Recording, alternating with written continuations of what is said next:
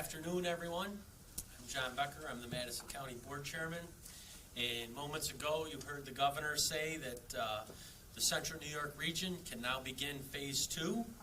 We're happy to hear that the governor agrees with us at Madison County, and the Central New York region has continued to meet all of our metrics. I want to give a special shout out to all four of our other partners in Cayuga, Cortland, Oswego, and Onondaga County, especially Ryan McMahon, who has worked diligently with the state and with us as his partners to get us moved to this phase. He's a very busy county executive, and he's always had time to stop and talk and work through situations so we can get to where we need to be. Over the past few weeks, we've had 1 or 2 new positives per day on average. Yesterday we had 0, the day before we had 0. Today our hospitals currently have no positive inpatients. It is time to get our region open. Businesses that can open as part of Phase 2 are professional services, which includes hair salons and barbers. Retail stores can open to customers inside. Vehicle sales, leases and rentals, retail, rental, repair and cleaning, commercial building management, real estate, and offices. It is important for our local economy and our residents to get back to some form of normalcy. Businesses who are looking for guidance on creating a plan for reopening, please check on our website for recovery or the state's website for their information. We have a lot of resources on our website put together by local business owners and members of our recovery task force, which we put together almost a month ago, as well as information from New York Forward. We have emphasized to the state that we all need to be on the same page so we can best serve our residents. If we thought we would be in a public health risk to our community by starting Phase 2, we would not have been planning to open. The health and safety of our residents is our top priority, and part of that health and safety is getting people back to work and businesses back open. As businesses get back up and running, please go out and be a patron to those businesses. Show them that you miss them as well. Here in Madison County, we are happy to be moving forward and beginning Phase 2. Right now, I am going to turn it over to our Public Health Director, Eric Feist.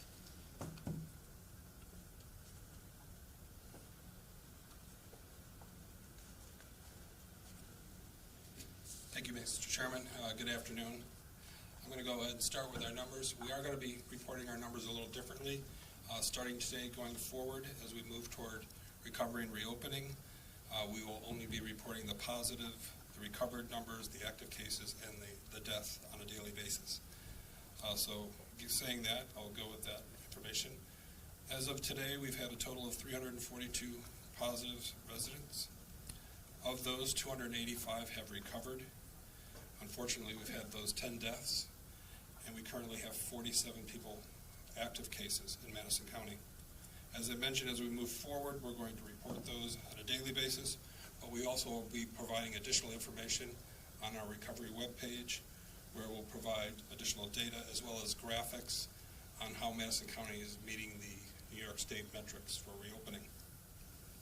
We continue to assist the State Department of Health with the Grand Rehabilitation and Nursing Home in Chittenango to address the COVID-19 cases in their facility. Likewise, we continue to work with the State Department of Health, the State Department of State, the City of Oneida Codes, the Green Empire Farms, and their contractor agency on getting the migrant housing facilities completed and permitted.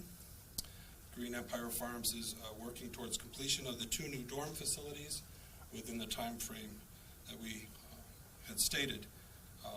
Given that the construction activities have been limited due to the COVID-19 itself, we are pleased with the progress that they are making. As a reminder that as we move into Phase 2, we do anticipate hotspots, and as the governor has just mentioned on his press release, the focus is on hotspots. Our Department of Health, along with our Office of Emergency Management, has been preparing for this, and we are prepared to respond if need be. Again, as I said before, we're another day closer to the end of this thing. We continue to ask people to stay at home if you can, help stop the spread, stay informed so that we can continue to save lives. Thank you.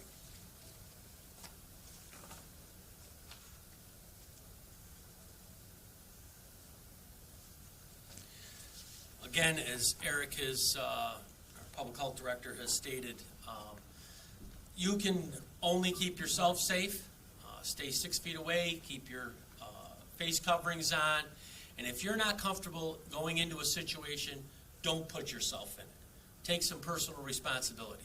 Don't go there. If you're worried about it, don't go there. Don't put yourself in that situation. We've been receiving a lot of questions regarding graduation ceremonies, garage sales, and other events. Madison County Health Department has put together a list of best practices along with our emergency management team. They are on our website.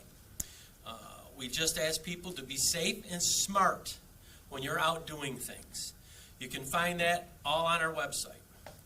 Many of our county employees are back at work here in the buildings. We're making sure that they are keeping their social distance, wearing face masks, and those who can are still working from home. When we started this, we had around 10 or 12 folks working from home. We now have approximately 170 people working from home. We are looking to begin opening the county complex to the public by appointment only beginning June 8th. We will be announcing how that will work next week.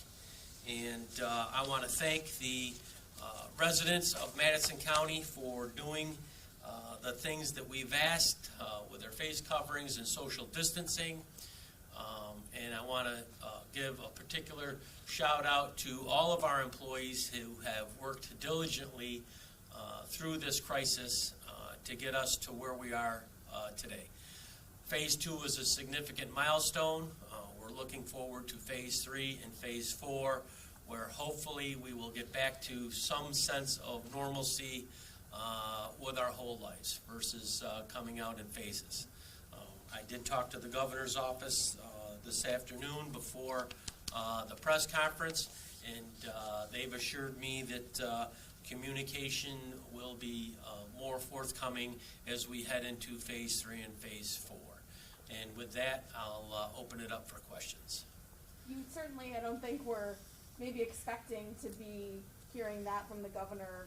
I mean, you spoke with him before the briefing today, but last night you were planning on... I didn't speak with him. I spoke with some of his people. Okay, Yes. but last night you were going to go full steam ahead and say, we are ready to open, businesses can open, despite the very frustrating confusion. Talk about that a little bit. We were given metrics to me, and that's why I've given a shout out to Ryan McMahon. He's been the coordinator and the, let's call it the catch for all of the information and giving it to the state. And he's got a very, very good public health director with Dr. Gupta, along with all of ours in the rest of the counties. And the doctor's very well respected. We were giving this set of metrics, and at the 11th hour, it had seemed to change. We're here on the ground. We're talking to people. We understand their mortgage payments, their businesses, what they're going through, and I guess we just had to make that a little more emphatic on the powers to be to make sure that we got to Phase 2 to get people open. And we made our case, and we're moving forward, and we're glad for that. And you weren't alone in making that case. No, I wasn't. We're part of the Central New York Control Room. It's Cortland County, Cayuga County, Oswego, and of course Onondaga County. And we said we were going to move forward as a group, and we have. And the governor's recognized that we've worked very diligently and very hard, and we made our case very well that, at the 11th hour you can't change the goalposts. And I think he has seen that, and that's why we're open today. This might be a question for Eric, actually. We got an email from a viewer who wants to remain anonymous, but they said that they think there is a positive test at what I believe is Consolidated Precision Products, a manufacturer in Chittenango, a positive coronavirus test. Anything you know about that? Maybe a business that opened and should not have? I'm not aware of that at this moment. That's, we would investigate that like anything else and follow up accordingly. But at this point in time, I don't know anything about that. Are there any other businesses that you guys have seen as a county that, you've been alerted to that have been opening before they should have or not taking the proper guidelines? Not at this time. Okay, any other questions? Chairman, did you hear Yes, from ma'am. any business owners who were experiencing some frustrations within the, last 11 hours? Yeah, beauty salons, some flower shops, that kind of thing. What do I do? We were ready to open because, like I said, we met all the metrics, but their licenses are held by the state, so that makes a whole nother component of, locally we wanting to open up, but, the state has to be involved. But now we've worked through it, and, we've got to look forward to phase 3 here to get the restaurants open.